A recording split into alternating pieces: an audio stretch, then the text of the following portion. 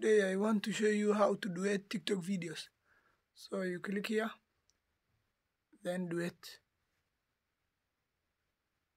If you want to use the back camera, then you flip here, like that, like that.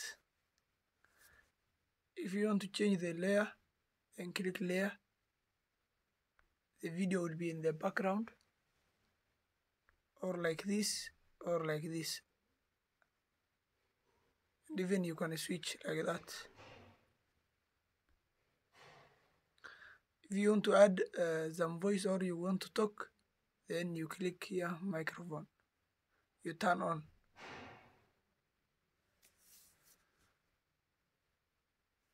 Then you click here. After you complete, click here. Then click post.